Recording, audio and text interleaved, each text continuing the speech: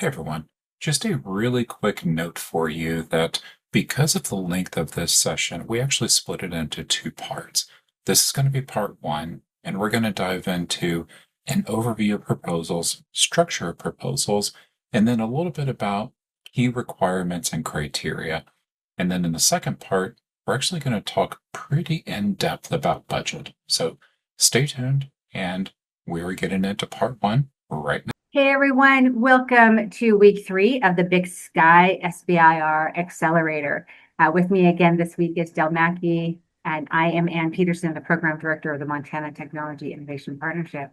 So we've had 2 sessions already, and those recordings are available on our playlist on our YouTube channel. But we wanted to, again, kind of continue today, really digging into and looking at those components that you're going to need to put together for a complete proposal. And our goal with all of this entire series is to really demystify some of this so that when you dig into preparing your proposal, you will have seen this already. So with that, I want to introduce you again to Del Mackey. Thanks, Del. Good to see you.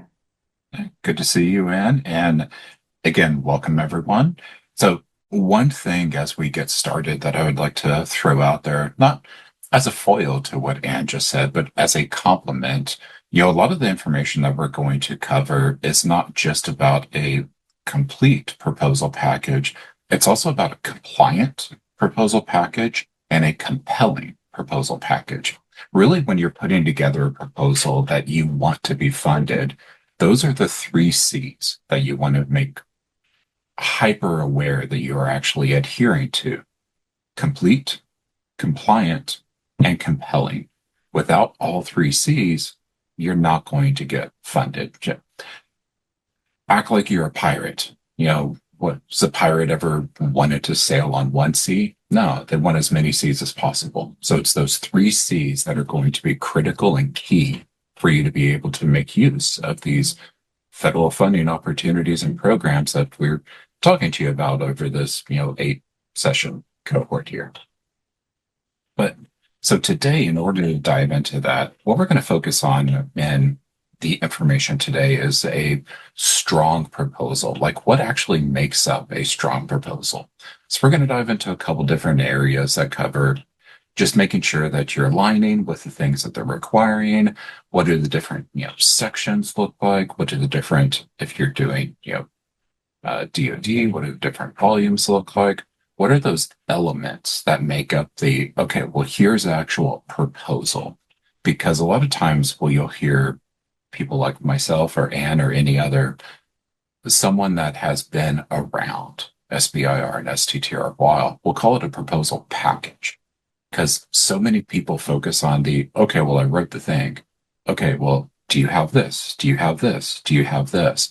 And it is an actual package. There are going to be a lot of different things that you have to put together in order to adhere to their requirements, their formatting, their forms, everything that makes up okay, well, this actually has a shot of being funded now.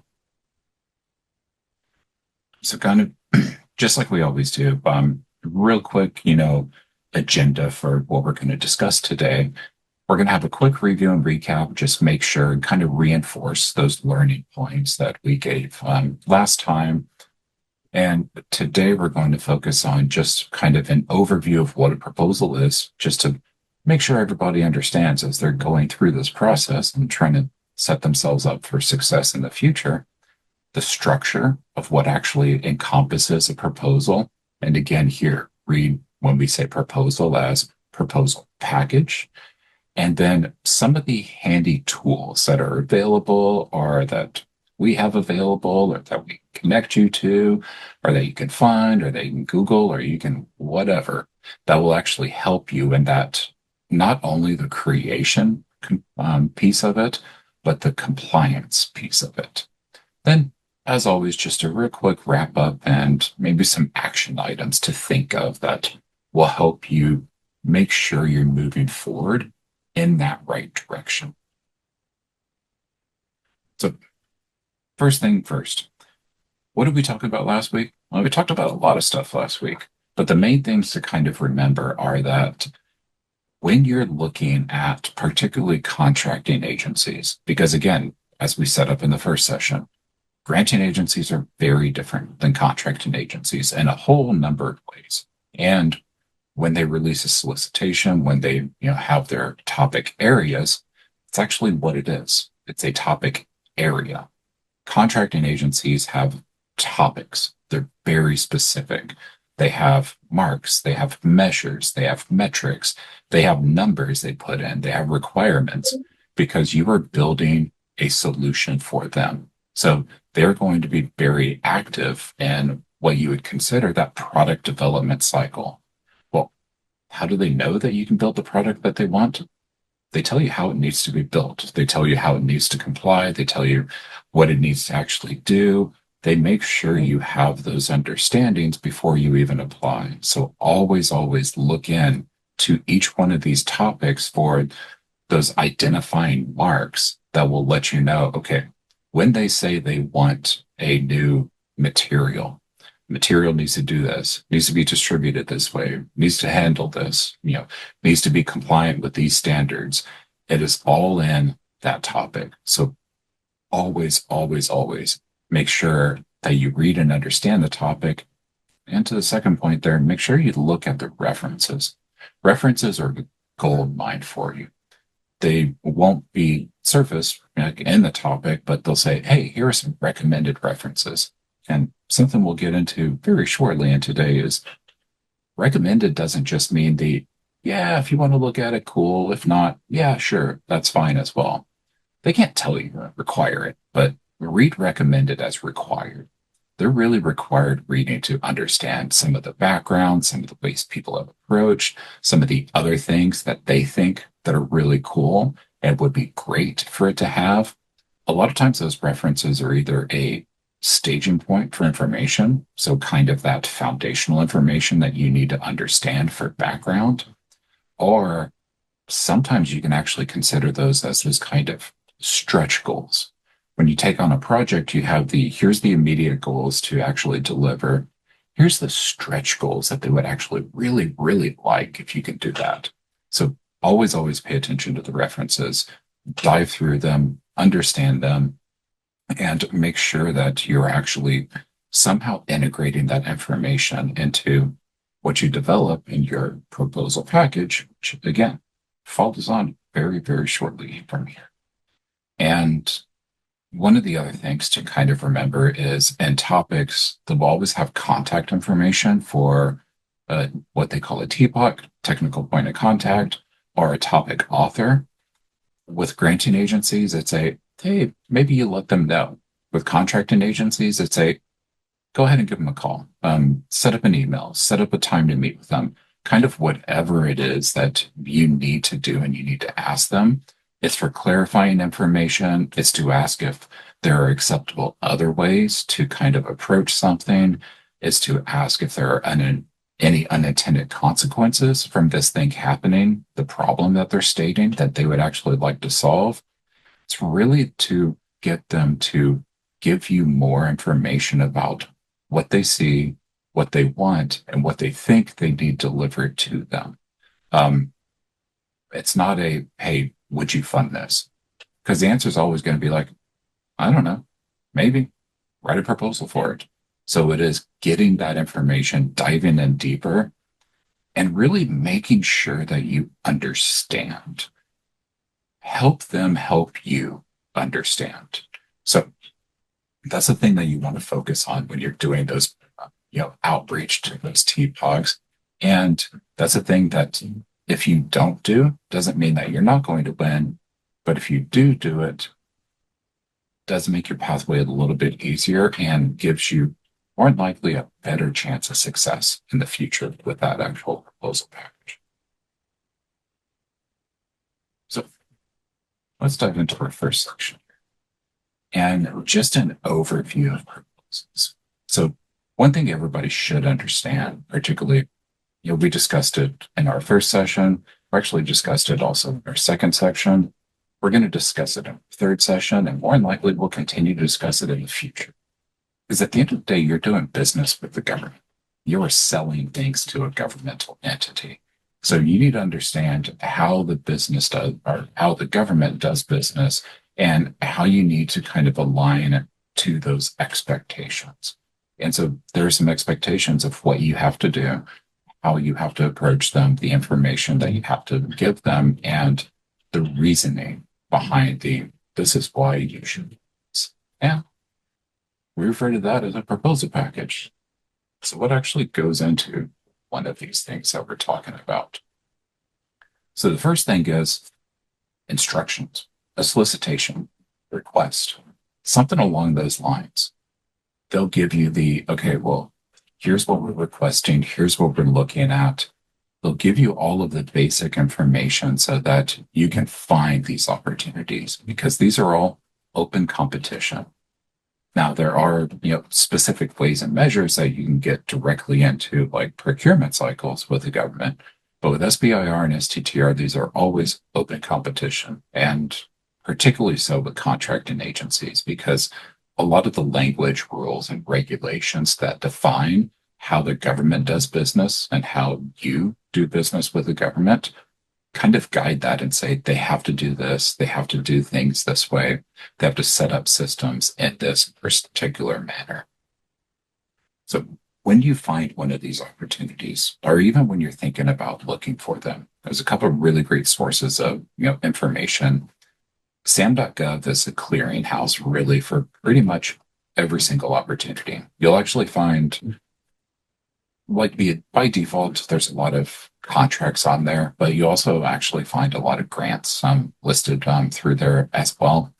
Sure, grants.gov has some, SAM.gov also has some, but when it comes to contracts, whether it's an SBIR or STTR, whether it's a procurement contract, even things like long-range BAAs, you'll find them listed on SAM.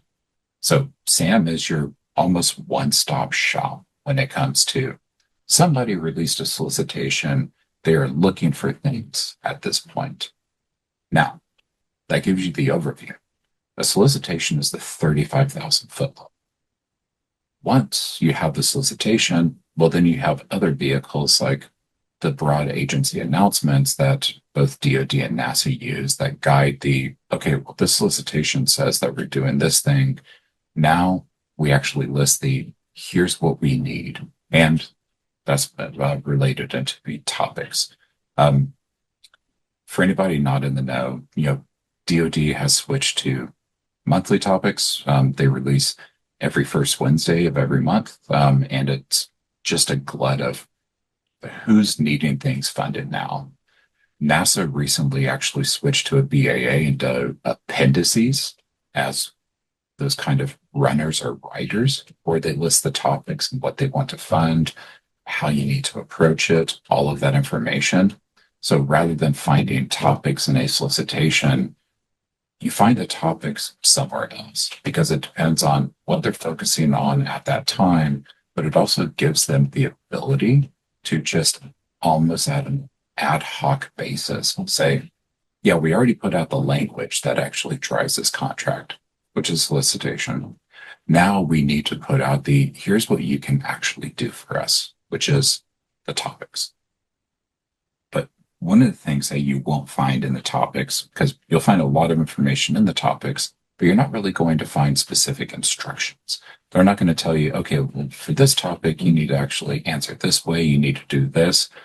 Those are usually sometimes a tertiary document, or in the point of DoD, sometimes a quaternary document, because you might have different sets of instructions for a particular service component, like Army, Navy, Air Force, even some of the other smaller ones, because there are 14 different DoD service components that actually fund into SBIR and STTR.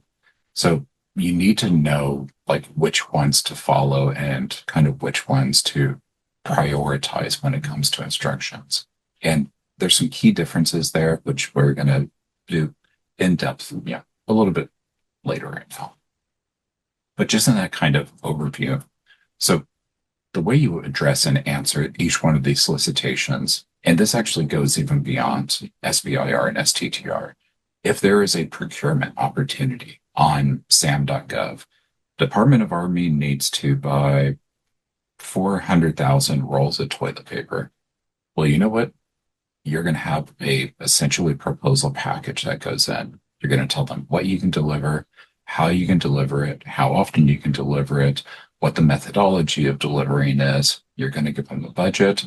There's a lot of things that actually go into telling them you can actually work to their standards and deliver the thing that they're looking for. And that's essentially what a proposal is. Think of it almost like a love letter to that agency where you go, we think you're awesome and we want to work for you. So here's how we can work for you. You're giving them information about, okay, well, we understand this need. We understand what you're saying you need. Here's how we can go about it. Here's why we are the right organization to do the work. And here's what we understand the work to be. And we can make sure that we can answer everything that you're requesting. So that's that responsive and compliant part of actually putting together a proposal package. So now that you know where to find information, well, kind of what does that information look like? We're going to talk about two, let's call them very different sets of information. And sometimes people actually call them the same thing. And those people are wrong. And we'll get into the difference very shortly here. But the first thing that you're going to find are requirements. So again, different solicitations will have different requirements, but different sets of instructions will have different requirements. And you can't take information, one, across agencies, but more importantly, for a contracting agency like DoD, you can't take it across different service components. Sometimes they're not going to be the same. And by sometimes, I actually mean a lot of the time. Between agencies, can be vastly different. Don't go to NASA after submitting a DoD proposal and go, yep, just going to copy this. You're going to fail. And you're going to fail during administrative review, which means it gets returned without review, which is one of the worst things that can happen. These are all individualistic opportunities. So they're going to specify the exact content that you put in there, things down to formatting, spacing, font size, the forms, the documents, everything that it says it must be a part of, or when it gives you a Arial 10 point or greater font family. If you do Arial 9, well, you're not compliant. You have broken one of the requirements. It gets down into that level. So you have to make sure that you are following everything that is an actual requirement and everything that is stated as a must do this, have to do this. And Del, maybe I can interject here too. Also, guys, when we're talking about, especially our emphasis here is DoD and NASA. Again, much of this applies to all contracting agencies, even other agencies. But within DoD, you've seen this. Again, last week we talked about topics and you saw how different, even among DoD, they could be. If you have a Navy topic, you cannot use those instructions to respond to an Air Force topic. One may have a very specific template for their technical proposal. One may request a set of 10 slides, for example. You want to make sure that you're following very exactly. So that's really another element of this requirement is just make sure that you have gathered in your organizational structure exactly how you need to be responding. So, Yeah. When we get into the kind of tools, we'll also show you kind of what that actually looks like. We're going to live bring up a document well towards the end of this. But again, just as Anne was saying, make sure that you are just following the directions. And some people often think of well, they just want to fund me. Why do I have to follow their instructions? Well, why would they give up to maybe $250,000 to an unknown organization that can't even color within the lines? They're putting trust in you that you can actually do something for them. If you're showing that you don't know how to follow instructions, why should they put that trust in you? And you go, well, but that's just for the proposal. How are they going to know that? You're representing your company and your organization. when you're doing this. You're setting a ground level truth with them. If you submit something that is outside of requirements, doesn't follow the instructions, even for those small mistakes, well, when they give you money and start working with you, if you're willing to make those small mistakes on just the submission, where else are you willing to make small mistakes? So that's why following these requirements is so important. You're setting a level of understanding with your customer, because remember, the government is your customer here. And yes, you'll probably have other customers in the future, and you better have other customers in the future. But the government is that primary customer. You're setting that understanding of this is how I'll work with you. In your own business, do you like working with other companies or customers of yours that just won't listen, just won't follow guidance, won't follow instructions? No. So what do? You stop working with them. Government's the same exact way. Why would they make their jobs and lives harder if you can't follow simple, just sets of requirements and requests? Now, one of the other things that always happens too is when you're looking at requirements, as we mentioned, there are a lot of must things. That's an actual requirement. You must do that. If you do not do that, you're outside of compliance and you will be returned without review, which means essentially completely and totally rejected, particularly when doing like DoD or NASA and using either DSIP or ProSAMs, which are managed by an outside organization called REI. There's just a little bit of administrative bot, and it's probably not a bot, it's actually probably a person. There's just a little administrative, thing that says, okay, well, it scanned this. We said 15 pages, it's 16 pages. They hit one button, and that one button is okay, well, send this back. So that's what we mean by return without review. Nobody even bothered to look at it. It's not that the person that could have funded you didn't look at it. Even the little instruction administrative peon didn't look at it. They hit a button in a system and it just got wholesale rejected. So nobody actually saw that, which again is one of the worst things that can happen because you don't know anything at that point. All you know is, well, I failed something somewhere, so I guess we'll try again later. But that's when it comes to the actual requirements. Now, there are some things that are kind of considered optional. That doesn't mean that if you don't follow them, that it will be, rejected and returned without review. But a lot of those optional things that you don't follow will mean that if you don't follow them, the likelihood of you getting funded astronomically drops. Hovers somewhere around I don't know, maybe 0%. So when we say optional, they're not a must, but it is okay, well, these things maybe are marked as optional. And they say, okay, things like letter of support. A letter of support oftentimes is listed as hey, this is an optional document. But for things like a direct to phase 2 in particular, where you're saying we did all this background stuff, you don't need to trust us with, $250,000 without knowing us. Now you need to give us $2 million without knowing us. Absence of things like those letters of support that point out that you know how to do work, people know you know how to do work, and there is further support for this and what you're working on down the line, not having those in there will actually kill the momentum for the proposal because the optional things build momentum and build understanding with the reviewer that's reading through your proposal. Even things like sections and headers, which we'll bring up one of the templates here in a little bit, but you'll see that it's arranged by sections and headers. It'll be, okay, well, in this section, here's what we want you to actually put in there. And you go, well, I know better. I know how to write a proposal. I don't need a section or a header. Cool. That's great for your reading and understanding. What about an outsider's reading and understanding? If it makes it hard for them to actually find the information they're looking for, then they can't really say, yeah, that was in there and I saw that they covered that. And a lot of times they can't say, okay, well, I don't think they know the actual problem because I couldn't find a problem statement. I couldn't find this. I couldn't locate this. It takes them out of the almost story of, this is what we can do. This is why we matter. And this is why you should actually fund us. So even though you don't have to use them, use things like their sections and headers.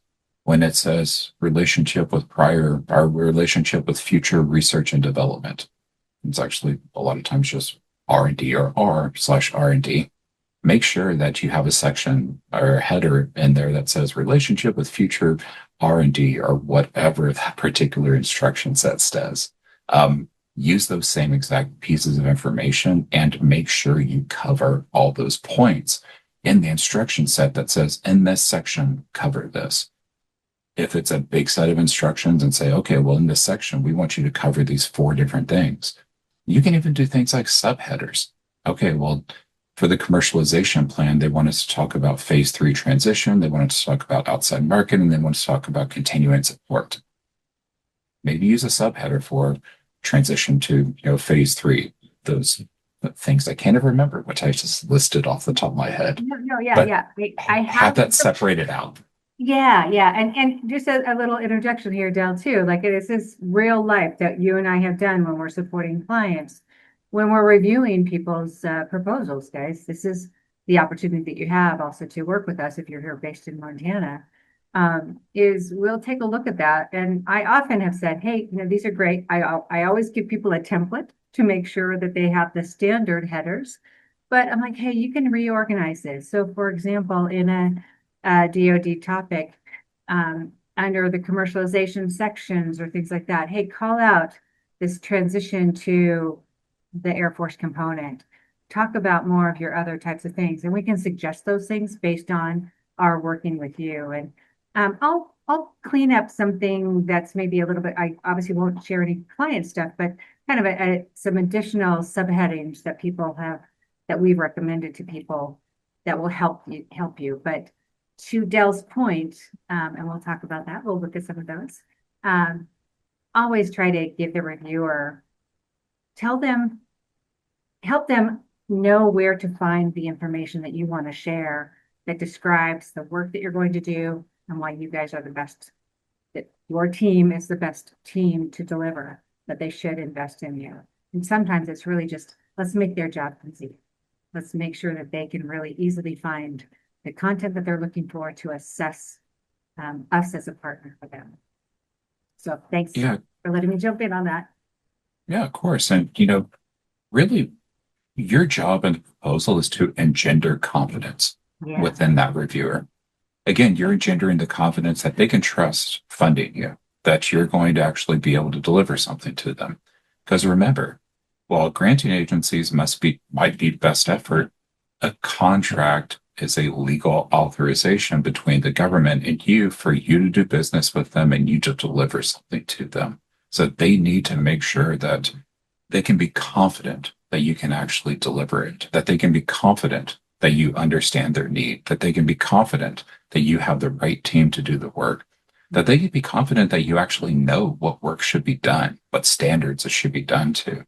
And if they can't do that, if they can't feel that sense of confidence because maybe they couldn't find something because you buried it in a section it wasn't supposed to be in, or good Lord willing the creek don't rise, you didn't actually use headers or sections anyways, it's super, super hard for them to actually feel that confidence that I know that they know what we need. I know that they can actually deliver. I know that we should actually trust them and we should fund them. So always kind of just make sure that you're following those, even though they always say, oh, this is optional. Optional doesn't mean optional. Optional means we can't specifically state you do this, but man, we would really, really like you to do this. Even to the last point here, having, sections that they say, okay, well, you can leave this blank if it doesn't apply. Tell them it doesn't apply. Otherwise, it just looks like, okay, well, they missed something because I didn't, see that. Or, okay, well, they had a section for this. They had a header for, prior funded proposals or something like that. That may be in the instruction set. Just, not applicable, or, at this time, the organization does not have any prior funded proposals. Just something that lets them know that you didn't overlook something. Something that's just hey, we know that there should be something here. And the expectation is that if we don't have something, we don't have to put it there. But just to let you know, yeah, we're confirming that we don't have something. We're confirming that this is an area we don't need to fill out because you don't get that kind of opportunity to say, yeah, hey, let's talk about this. You have to make sure that they understand everything about your proposal once you click on that submit button or the confirm button or whatever the button, the certify button in Everybody's DoD and certified. NASA. Yeah. Whatever button you're hitting that says it's out of my hands now and it's in the reviewer's hands. This is a great plug, though, a great time to go ahead and plug. And you can go to the next slide too. That's the cooking slow show slide of examples of these that we might go live if you want to, Dell. But a great reminder. Again, this is a series, guys. We're not going in depth on all of these things, and we've talked about this before. Set up your proposal submission portal early, and start kind of when things are done. You can always kind of pull things back if you want to edit something, but start making sure that you get familiar with how to submit the proposal within their portal as soon as possible. Because I can tell you, if you try to do it hours, even sometimes days ahead of time, you may run into, I call them gremlins, that you didn't anticipate that you could have avoided earlier. So set that up early, as Dell was talking about.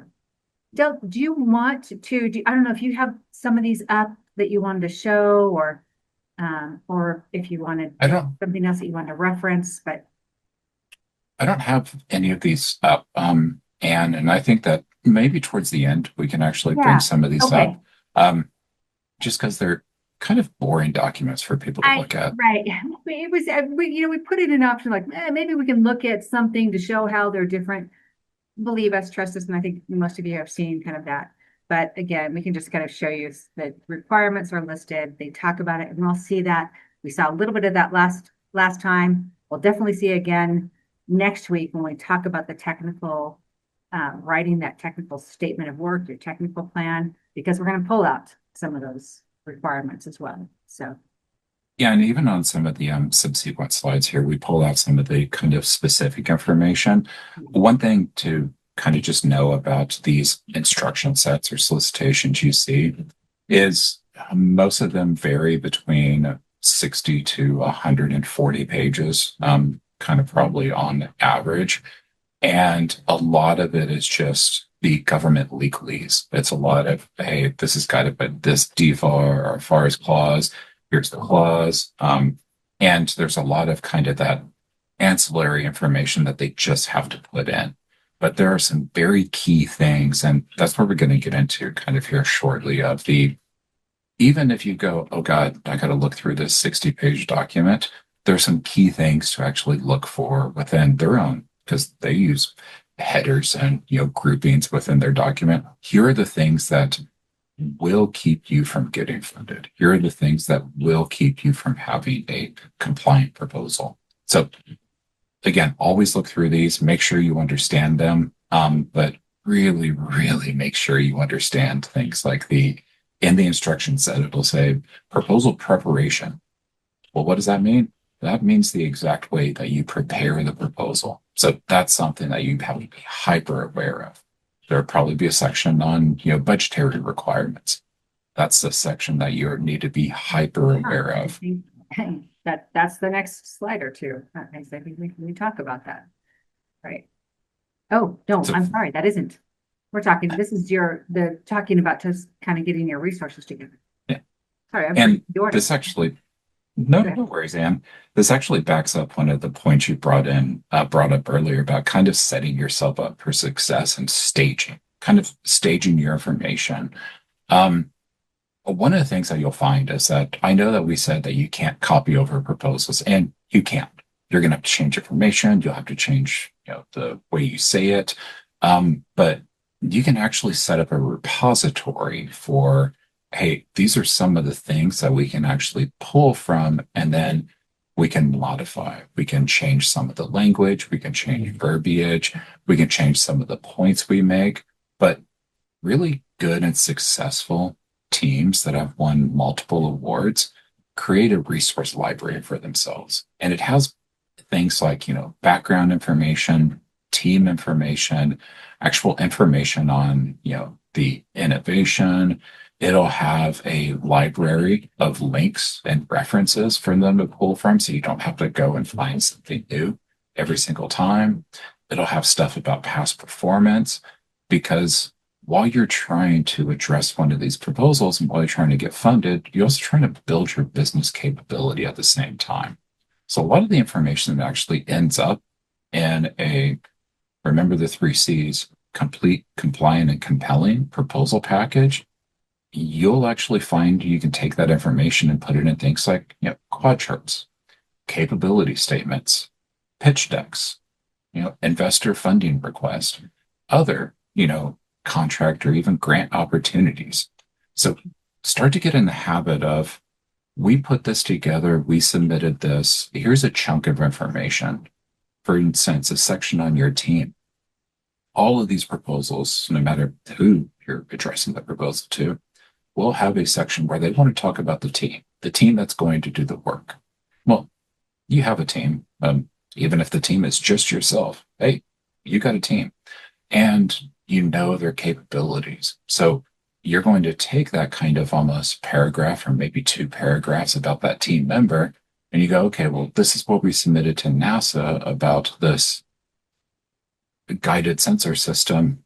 DoD needs something similar, but they need a different, kind of data set. So we highlighted, this team members, work in data on flight logistics for NASA.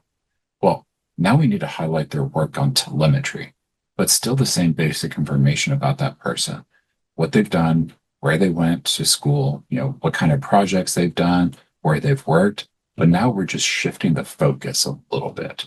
So rather than having to recreate, 2 or 3 paragraphs about that same person, now you're going in and changing a sentence or two, a word or two, whatever it is that actually makes it impactful to that new opportunity and to that different opportunity. So that's what we mean by things like the resource library. That resource library is that set of documentation, a set of pages you have, set of facts, set of figures, set of tables, drawings, whatever it is, I can go, okay, I can recycle this information, because you're recycling. You're not copy and pasting. Think about just the process when we talk about recycling. When you use one of the forks that have been recycled from plastic or something like that, is it an old dirty fork where they're just giving you the same one? No, they recycle it. They make it new again by using these same things that already existed. And so that's what you're doing. You're recycling. It's a really just to interact, coming from the background of, you've been in private sector, business tech businesses. I've been in private sector software primarily, but it's very common. We talked last week about that kind of blue team review, that bid and proposal. Should we pursue this? This kind of comes into that. And that's very common with companies to have that type of, they sometimes even have people that are specifically focused on RFPs and bid and proposals, where they are kind of your librarian to make sure. And it's not just marketing. And Dell will talk about that in a minute too, why this is different. We're not talking about just marketing stuff. We're talking about just having that information about who you are as a company, what you have to offer. So doing this now, even for many of you who are early stage companies, getting into this practice is not going to hurt you. It really will be helpful to keep you organized as you continue to bid for more of these types of opportunities. Yeah, and it just sets you up with that easy, adaptable flow, or that workflow process, whatever it is within your own organization, that you're not constantly trying to have to reinvent the wheel. You're taking what already existed, you're modifying it for a new purpose. Yeah. And along those lines, you're going to have a kind of second thing that you want to, it's not, I wouldn't say it's as critical. Well, that'd actually be a lie. I would almost say it's as critical as the resource library. And the other thing that you're going to want to start developing for yourself is something that we like to call a branding guide. Now, when you go online, you'll see branding guides, and it's like, if you use Canva, it's like, oh, here's your branding guide. Here's the logos you use. Here's the color scheme. Here's the fonts. We're not talking about that. A branding guide actually similar to that. Why do they do that? It's because it's the look of your business. When someone sees it, they know who they are interacting with. They know who they are involved. So your branding guide, when we're talking about proposals and these kind of responses, is the guide to how you get information across. It's how you write, it's the type of messaging, the type of wording you use. You're really trying to start to state for anyone out there, what is this business? What is this business about? What is their mission? What is their kind of sense of value, their chain? Who is this business and why are they trying to set themselves up apart and saying that they can do this thing? It's going to be a standardization that you're going to have just for your company, not just in okay, well, this is our new color scheme for our logo. No, when somebody sees that we submitted a proposal as XYZ Corporation Limited, they know that because they don't even have to see really our name on it. They know where we're working, they know how we're working, but they also understand how we put that across to everybody. This is what we believe in. This is what we value. This is what we want to impact. This is why we want to impact it. Using that, okay, this is how we modify, this is how we change, this is how we get the message across to kind of different people. That's what you're wanting to start to actually set up as a branding guide. And sure, you could have a branding guide for logos and all that stuff. I mean, you want a business people can recognize, but if you have an entirely different style of writing, this actually comes into proposal preparation and more so next week when we get into some of the kind of fundamentals of writing. If there is a big jump between sections, heck, even between paragraphs in a section, and it seems like an entirely different style of writing, that throws a reviewer off. You know why myself and Anne know that? Because we've read these where it's like, you had multiple team members work on this, didn't you? Oh, yeah, I could tell because the way you put the message across between this paragraph to this paragraph or this section to this section, I completely lost track of the message. So when we're talking branding guide, that's what we need. Your proposal should be one voice, and it should be the voice of the company. So just a couple, other things here before we dive a little bit deep into kind of the structure of a proposal. Again, we, brought up all these points, but to set it aside a little bit, or to set it, let's call it apart a little bit. Again, different sections, of a proposal are different. The same sections across proposals are probably going to be different because each one of those agencies has that different thing they're looking for. But the reason that even if you see a section that is labeled the same from one agency to another or one proposal to another, the focus that you put on it, the way you actually talk about it, the things that you actually put in there, the nuance that drives it is going to be different because it's going to match that agency's priorities, how that agency works, and even with something like DoD, like how that service works, what that service component's priorities are, how it aligns with, their specific mission. So as you're writing, also know that, for some agencies like NASA, even in stating what you're doing for them and how you're developing something, NASA has a very big spin on outside commercial potential. We dove into that last week when we talked about, the story with Scott Dockham and saying NASA buys 6. And why do they say that? Because you're not going to get rich off of NASA. Your business is going to be truly, truly successful, usually off of NASA. You're going to have to find other opportunities. So they want you to focus on that. They go, yeah, this might suit us, but we can't, give all this money to this company. And then they just build 5 of them and that's it. Remember, because SBIR and STTR at their heart are economic development opportunities. They're the opportunity for you to develop the economic capability of your business and the economic reliability of your business. So you need to make sure that you're matching not only with those instructions and those requirements, but where's that agency's mission focus lie? Where's that agency's priorities lie? You know, DoD, again, mission need. At the end of the day, they don't care. Can you solve our problem?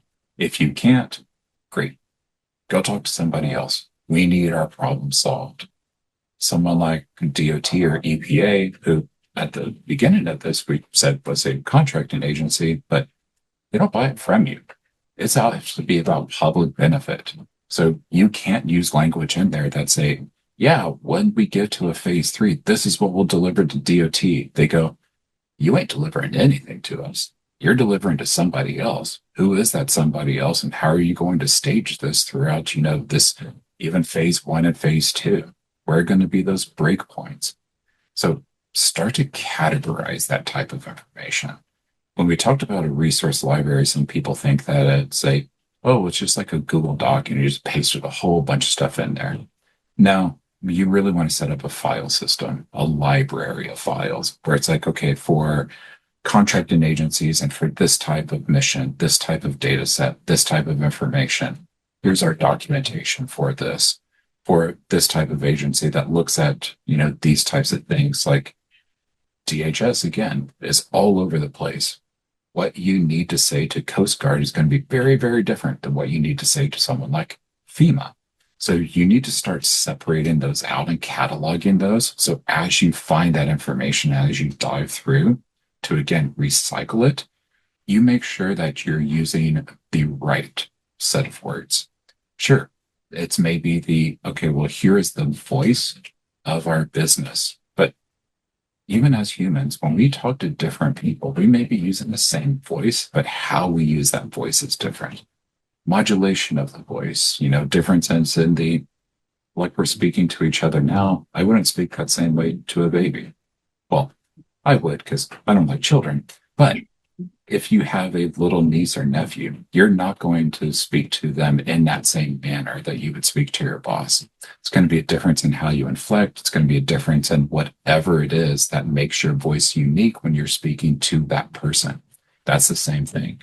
It's the same voice, different inflection, different tone, and different message that you're trying to get across. So now that we dove into all of that, let's actually just talk some structure and proposal stuff. So a few things to really understand on what actually makes up a structure. And a lot of this is probably going to be a little bit of a higher level because, as Anne mentioned, we're going to dive in deeper into things like, technical narrative later on. But to understand, usually there's kind of 4 groupings when we talk about elements. There's always going to be some type of project summary or abstract. And this is public information. So it's not proprietary information. And it's like a 1-page overview. If you've ever gone out to, like, say, PubMed or something like that, and you want to read a journal article or a study, you always see that there's an abstract attached. Be like a paragraph or 2 that give you an introduction into, okay, well, here's what this study did. Here's what was important. Here are the things that we learned. Now you can actually go through the 40-page study or however many pages the study is. So it just captures that high-level sight on what are we talking about here. And similarly, I'll just a quick interjection there too. When you're going on SBIR.gov, right? We are SBIR focused here.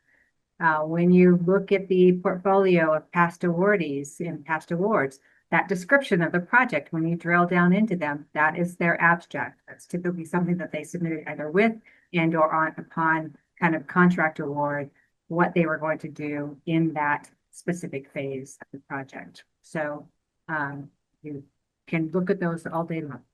It's fun. Yeah. And you can actually get an idea of what other people are working on. Yep. When we talk later on about commercialization and competition, well, how do you find out what the competition's doing? Probably an abstract out there if they've been funded to do something. So it's a good insight into how are people trying to address these things and how do I need to be different? And the next thing is, technical narrative. That's what a lot of our essentially talk up to, let's call it now, in the presentation has been. Like when we talked about the different sections and stuff, a lot of that stuff speaks towards the technical narrative. To have things on the background, the work plan, the team. And again, no matter what you're submitting to, which agency you're submitting to, whether you're doing an SBIR or an STTR, there's going to be a technical narrative. It's just not a, hey, you might have this. No, you will have this.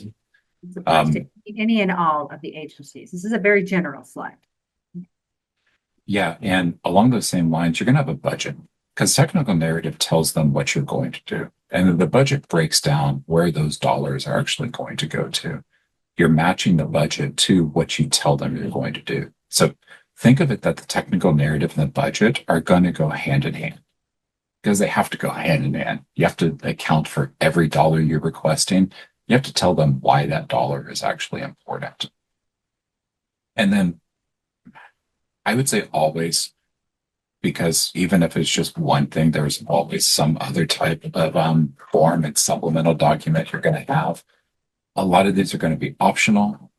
Okay, again, quote unquote optional when it comes to these supplemental documents. But no matter what, there's going to be some types of forms, letter of support, something more about your qualifications, a SF 424 you have to fill out, something like that. There's going to be some type of form. When we get into talking about like even the DoD submission portal, there's a cover page, and the cover page is actually different than the project summary abstract because there are sections to that, but the cover page also has ancillary information. So that would be considered a form.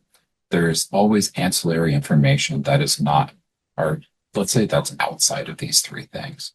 So these are the four elements that make up, like when we talk, again, proposal package, these are the four things that go into it, or the four buckets of information, let's call it.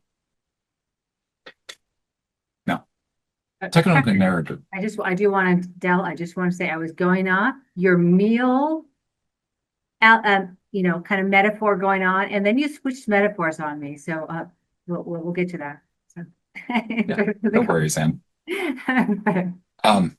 So the technical narrative is really just it is the heart of the proposal. The technical narrative is that critical thing that makes them go, we're going to fund this. Now, we can dive into and have a, conversation with people offline or something about, is there a particular section in the technical narrative that is really that, beat to the heart?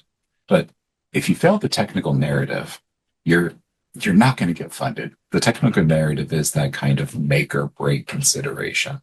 You can have a poor project summary abstract. Sometimes you can have a budget that doesn't make sense. You can have like missing things like those optional letters of support. If you have a very strong technical narrative, you might get funded.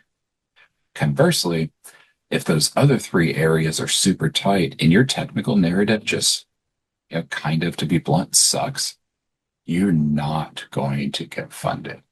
And one of, to Anne's point about the kind of metaphor there, I always like to tell people to think of the technical narrative and to think of the proposal package as a meal. The technical narrative is, probably that entree. You're sitting there and it's like, this is the best steak I've ever had in my life. That entree, that steak is so great. You leave there thinking about it. You dream about it that night. But then things like the, abstract and the budget are the things that make the meal better. If you go to a restaurant and had the best steak in your life, but the waiter was rude, parking was a nightmare, they lost your reservation and were snippy to you, the price was outrageous, the appetizer was the worst in the world, the drinks were super expensive and you could tell that they'd been watered down. Doesn't matter how good that steak is, you're not going to go back to that restaurant. So even though we say that the technical narrative is, the probably big deciding factor, it doesn't stand on its own. The things that surround it, like those abstracts, the budgets, the forms, the letters of support, they make that experience of the narrative better. So you, there's so many people that just go well, all this other stuff I can't get together, but I can really put out a great technical narrative. Awesome.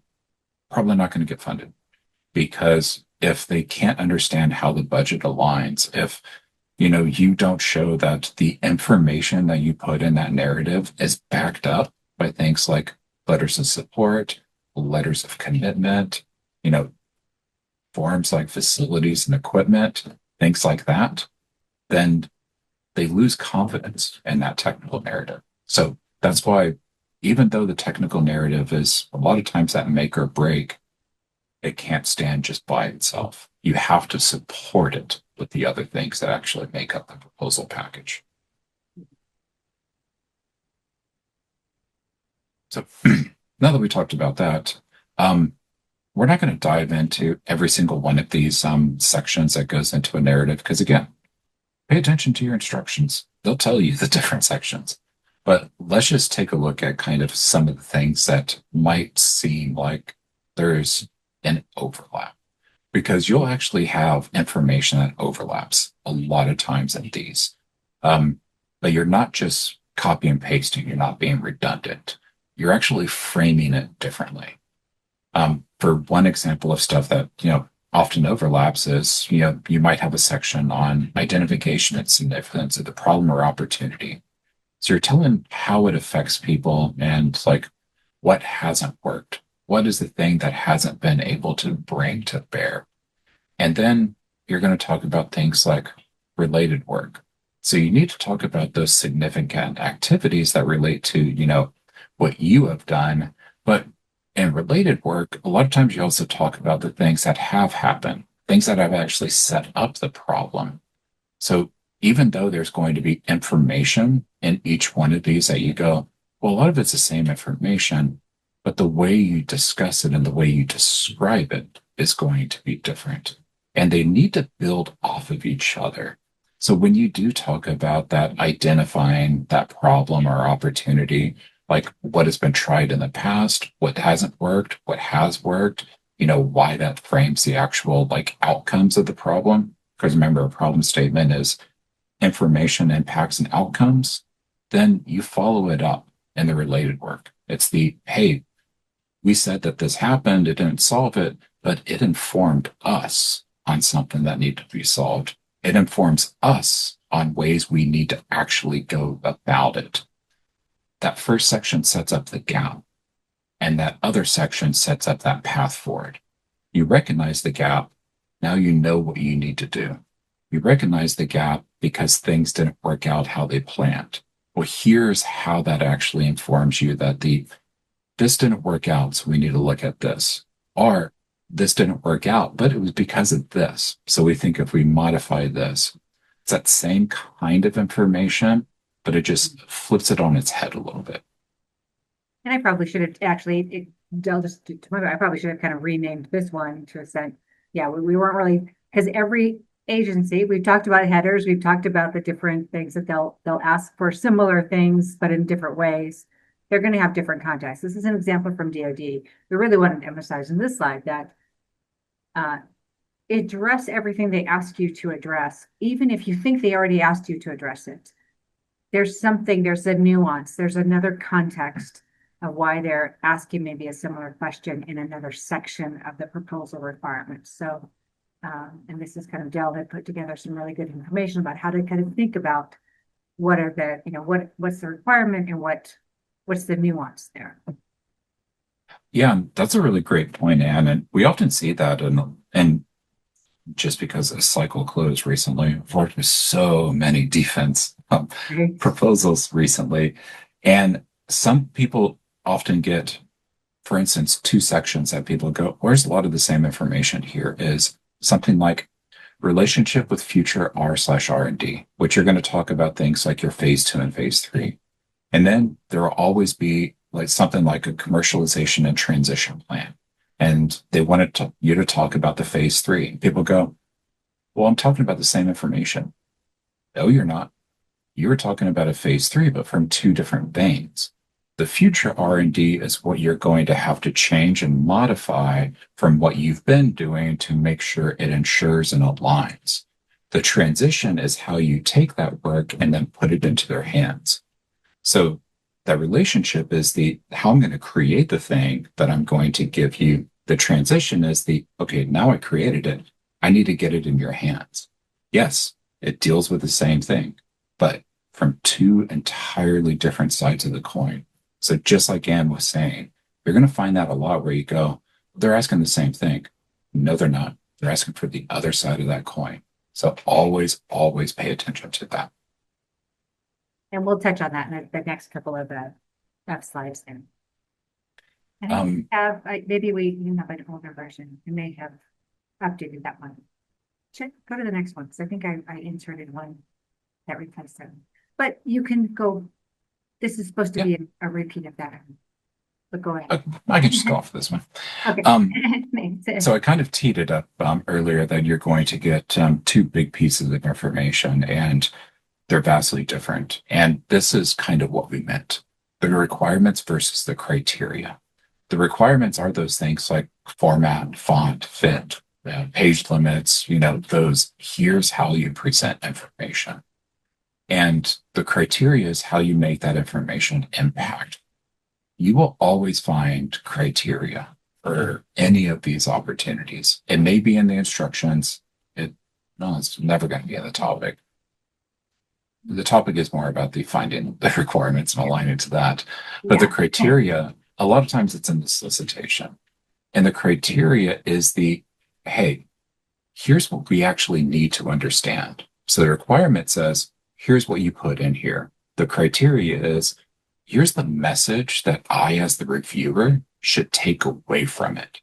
So you're not just checking the box that they want me to put in some information about this particular thing in the identification and significance of the problem or opportunity. The criteria tells you, here's what essentially will get you funded. It's almost like your grading rubric. You want to get an A. Unlike, school, C's don't get degrees here. C's are rejected proposals. The A's are the ones that are funded. So the requirement gives you that kind of structure. The criteria is your grading rubric. Here's how you're going to get an A. Follow the criteria, because that's how people need you, or that's what they need to take away from it. It's not about the here's what you put in here. It's about the here's how I'm making the reviewer understand this. Here's how I'm impacting them. Here's how I'm making them care about it. We have a couple slides here that actually kind of show you now, when we talk about requirements versus criteria, what are we talking about? And it's copies of stuff, so we'll probably flip through them fairly fast. But so here's what a requirement is. This is actually sets of requirements. Again, we talked about, hey, this is how you find information. So this is requirements from, one of the Navy solicitations recently. And it tells you technical proposal, not to exceed 10 pages, regardless of content, single column format, standard 8.5. So this gives you the requirements. These are what you need to align to. Gives you all of this information for, here's the information we insist that you put into this. Same thing from NASA. Here is what requirement set looks like. You have to have this. You have to have these. And again, we talked about optional, their suggested number of pages. You should be pretty damn close to their suggestions, because that's their expectation. But requirements are, let's say requirements are basic facts. I talked about problem statement and how it's made up of three components. Information, impact, and outcome. When you think requirements are information. Now, what's evaluation and what's that criteria? The criteria is how you display that information, how you get them to understand that information, and how you get them to care about that information. They're telling you how they're going to judge stuff.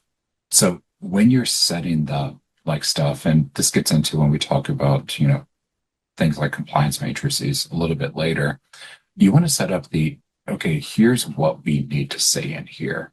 Um, the criteria define things like, the technical merit, the qualifications of the team, that transition potential. So as you see, it's not a requirement because, like, here's a couple of examples from the DoD 25.4 BAA. As a common statement of work does not exist, because these are different proposals from different entities, each proposal will be assessed on the merit of the approach in achieving the technical objectives established in the topic.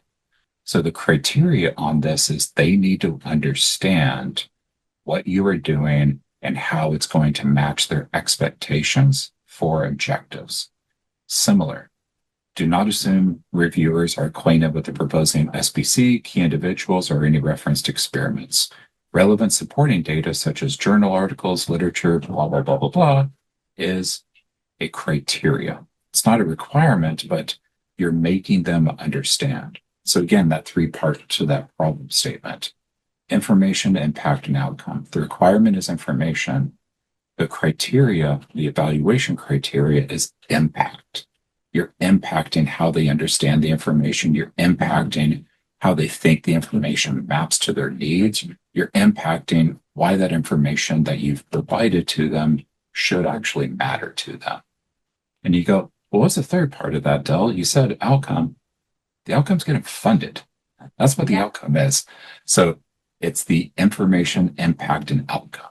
And so it's the requirements plus criteria equals money. Follow both of those. And just a couple other good things here. When an example of what actual criteria looks like. And this was pulled from the instruction set because, again, the criteria is listed somewhere. They have to list the criteria because the criteria is how they make funding decisions. The requirement actually gets you into the race. The criteria is how you win the race. So remember that requirements are hey, here's what we need for you to even look at it, or here's what you need to do for us to even look at it. Criteria are, okay, well, here's what we need to understand for us to fund you. So you see here the thing that we bolded in a different color, evaluation criteria, the soundness, technical merit, and innovation of the proposed approach and its incremental progress toward topic or subtopic solution. So how are you going to move them further towards actually solving that problem and the solution that they want? The qualifications of the proposed principal / key investigator, supporting staff, and consultants. So being able to demonstrate that you told them what you were going to do, but you have the people that can back that up. You have the knowledge, you have the capability, you have everything you can do to actually move that, move forward in that progress that they already said, okay, well, it seems like they'll have progress towards this. And then that potential for commercial application and the benefits expected. So why is this going to be beneficial? There's one thing on here that's actually listed under evaluation criteria that I want to point out that is kind of key in getting people to understand, when we talk about budget here, it's not bolded because it doesn't fall within the list. Like the list are those three key. Those are the top criteria. Those are the top things. Then you see here, cost or budget data submitted with the proposals will be considered during evaluation. It's a consideration. That's all it is when it comes to things like budget.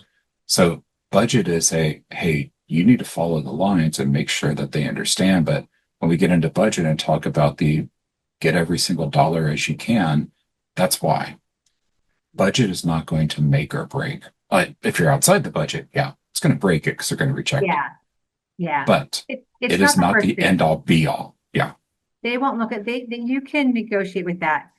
The biggest thing, and I think with defense and NASA, there's a little bit I haven't seen as much. Maybe with some of the other agencies, and maybe I'd say maybe NSF, for example. If they think your budget is completely unreasonable, it doesn't make sense. It kind of goes to that second bullet there, the B, the qualifications that are you confident? Have you proposed something, technical merit as well, but does this feel like you actually can perform the work that you're saying that you can? And if your budget doesn't really align with your technical scope, they might question that. But know that when you're going in at that phase one, That's not the first factor. They're going to look at that technical proposal. Then they'll, in contract negotiations, you will have conversations about the budget. But our job is also to make sure that you're putting forth a pretty good budget that maps really well with that too. Yeah. And making it in a way that they can understand it, which our next section is going to talk about that. So Right. here are just some other examples of, what are actual criteria. This is from the NASA solicitation. So you see that they kind of have more criteria, but across kind of broader things. But when it comes down to it, a lot of this is the same criteria we just talked about for DoD. So commercial potential. Remember, DoD was, well, how is this going to transition? For NASA, that's our commercial potential. Advancing the state of the art, team ability, qualifications of the proposed principal investigator / project managers, supporting staff and consultants and subcontractors, if any. Sounds really familiar, doesn't it? Because that was one of almost word for word the criteria from defense there. Project plan, comprehensiveness of the work plan, including the timeline, et cetera, et cetera. That seems kind of familiar too, to something that DoD was just looking for, right? How are you going to incrementally move the project forward to address what the topic or subtopic solution is? So you're going to see a kind of a lot of overlap here, but again, pay attention to this criteria. The criteria are the things that actually get you funded. The requirements are the things that let you in the door, and that is it. So requirements are super important for them to actually look at it. Criteria are super important for them to actually fund it. So never get those confused, because there is a very, as we said, there is a very specific purpose between the two. And one, because we showed you, kind of criteria on that previous one, like standing up against hey, this is what NASA has for requirements and criteria. You see that a lot of these actually kind of match up. You see here that, you have something like the SBIR project plan, comprehensiveness of the work plan. Well, guess what? One of your requirements is to actually have a work plan. But again, a quote unquote suggested number of 3 pages from NASA. Subcontractors and consultants, and then key personnel and bibliography of directly related work. That sounds a lot like team ability, doesn't it? So any of these criteria you're going to find, and any of the criteria doesn't. Yeah, and DoD and NASA, it's super, kind of stands out. But you're going to find these same things across any of the agencies. Anything that it has as a criteria or a reviewer criteria, you're going to find a place to put it. And they're going to tell you in the requirements, hey, we're looking for this information. They're not going to explicitly say, this requirement maps to this criteria. It's for you to kind of figure out, guys. Y'all can read and understand. But Right.